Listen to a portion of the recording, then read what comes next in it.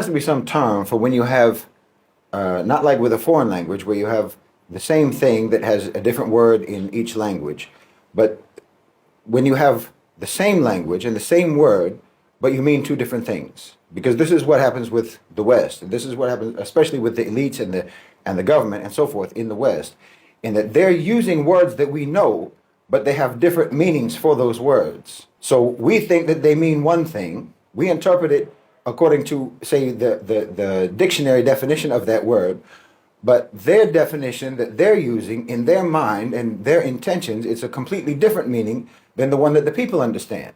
That the people understand that word to mean. For example, morals, for example, values, for example, freedom, for example, justice. When we hear that, we hear the dictionary definition of those terms.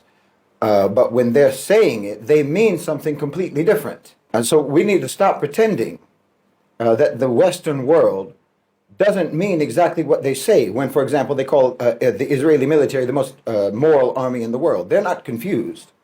They're not being hypocritical.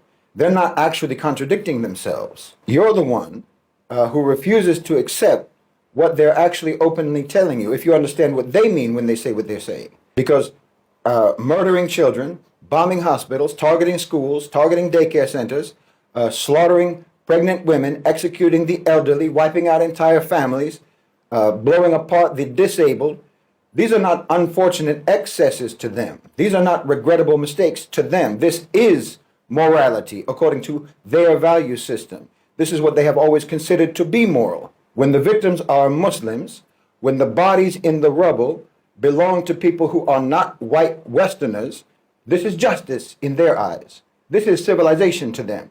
They have always built their so-called civilization on this foundation: extermination, enslavement, and subjugation. That's not history, that's policy.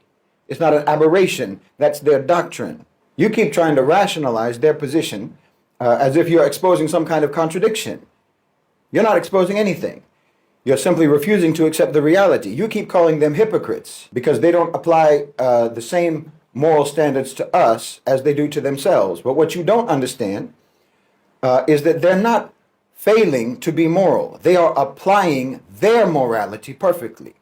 Because to them, Palestinian children are not children. Pregnant women in Gaza are not mothers-to-be. Elderly Palestinians are not grandfathers and grandmothers who are loved by their families.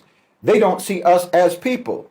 And if you're not a person, then killing you is not a crime. And if it's not a crime, then stopping it is not justice. And if stopping it is not justice, then resisting it is terrorism. That's their logic. That is their morality.